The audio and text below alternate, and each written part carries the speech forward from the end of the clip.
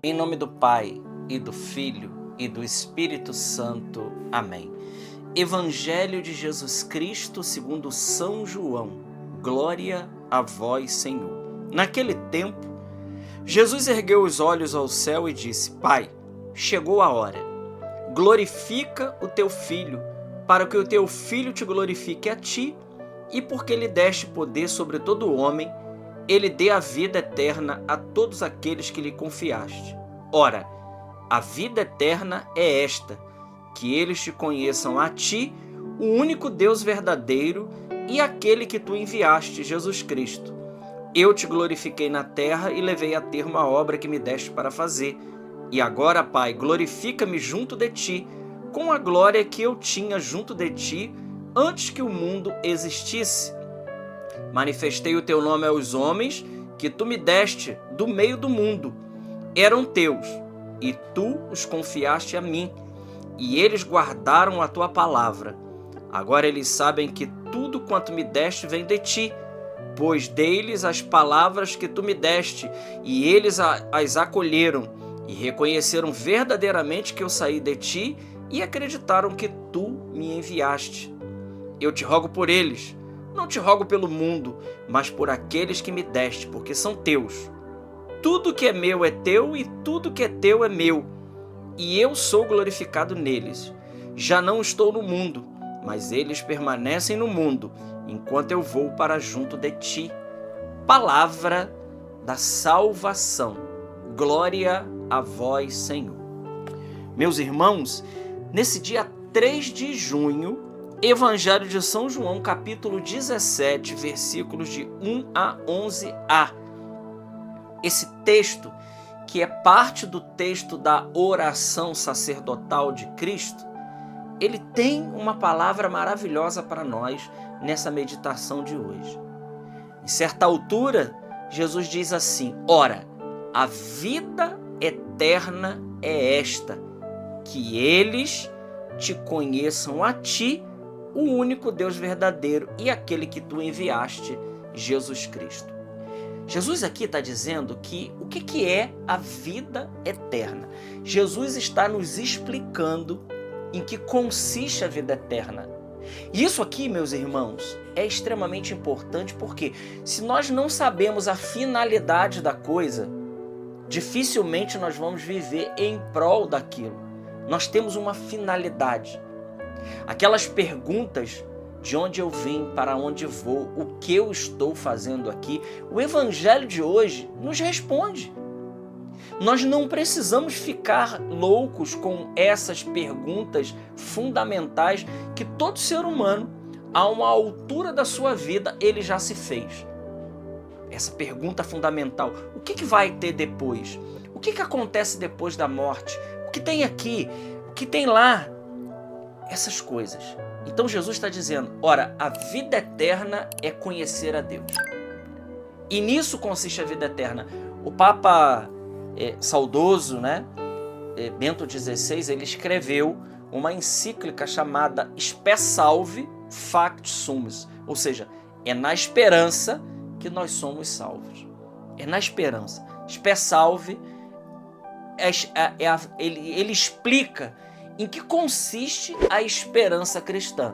Nós sabemos que das 3 virtudes teologais, fé, esperança e caridade, muitas vezes nós olhamos, por exemplo, para a esperança cristã e nós pensamos, equivocadamente muitas das vezes, que a esperança cristã é a esperança de uma felicidade plena nesse mundo, uma economia estável, tudo bem. Não. A esperança cristã não consiste nisso. A esperança cristã, segundo o documento do Papa Bento XVI, Spe Salvi, é uma encíclica, a esperança cristã é a vida eterna. E ele diz mais, ele vai além. Ele diz que a fé, ela é hipóstase da esperança, ou seja, a fé, ela já nos dá algo daquilo que nós vamos viver depois. Então a fé, ela já nos possibilita a entrada na vida eterna. Meus irmãos, isso é muito profundo. Isso significa dizer então que a vida eterna não é uma vida simplesmente longa, uma vida longa. Por exemplo, os homens aqui vivem 80, 90, 100 anos, na graça, vamos botar 100. Né? Aí a vida eterna poderia, vamos viver 500 anos. Não, a vida eterna não é isso. A vida eterna não é isso. Viver 500 anos nesse estado de vida seria mais castigo do que a vida eterna. Vida eterna não é isso. A vida eterna é conhecer a Deus. É ver a Deus face a face. Então, em uma pergunta, em que consiste a alegria principal do céu? Ver a Deus face a face. Conhecer a Deus como Deus se conhece. Amar a Deus com o mesmo amor que a Trindade se ama. Essa é a vida eterna. Esta é a maravilha da vida eterna. Nisso aí consiste a vida eterna, em conhecer a Deus. Só que aqui tem uma pergunta. O que é conhecer a Deus? Ora, o profeta Samuel, ele foi deixado pela sua mãe, né, junto ao templo com o sacerdote Eli, e ele cresceu lá aos pés. Assim que o menino desmamou, Ana foi ao templo e consagrou seu filho, que tinha sido fruto de uma promessa. Ela disse para Deus, olha, se o Senhor me der um filho, né, eu vou consagrar ele, eu vou entregar ele para o Senhor, porque foi o Senhor que me deu.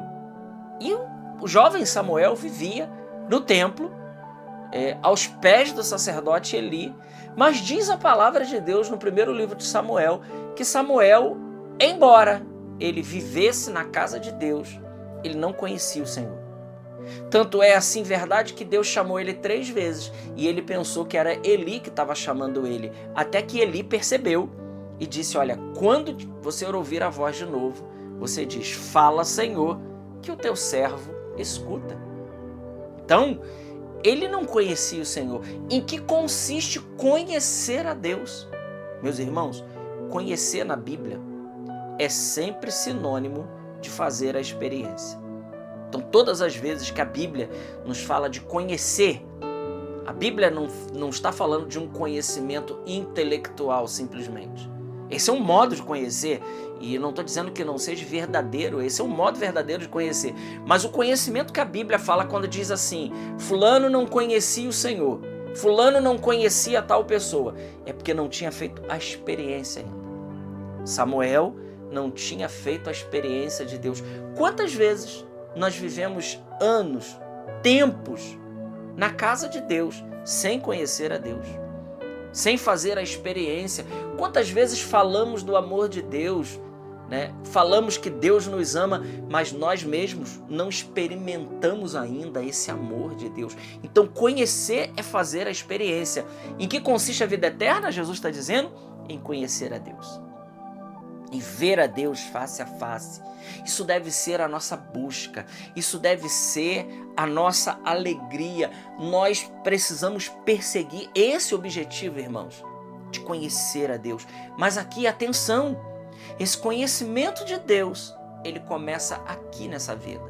Padre Garrigou e também o Padre Rui Marinho, eles dizem que a vida eterna, ela começa aqui.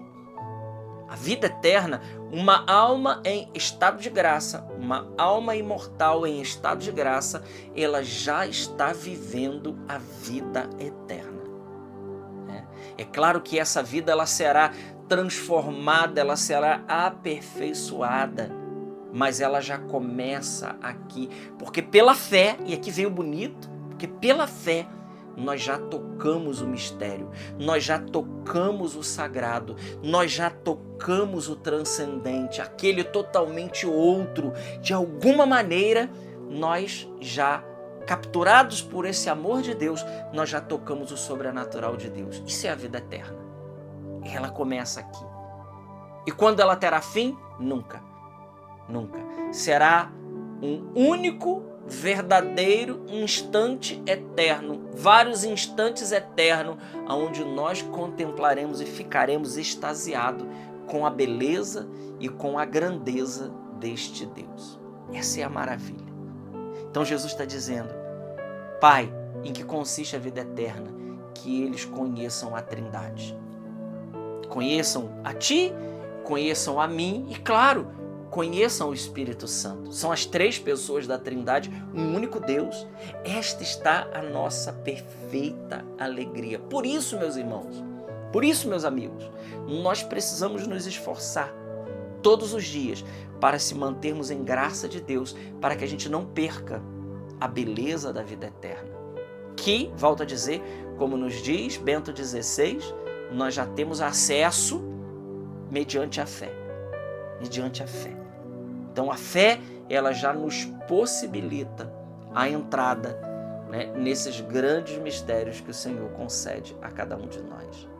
Que Deus nos abençoe no dia de hoje, que Ele nos dê a graça da gente nunca perder o mais importante, a finalidade principal da nossa vida, que é conhecer e amar a Deus.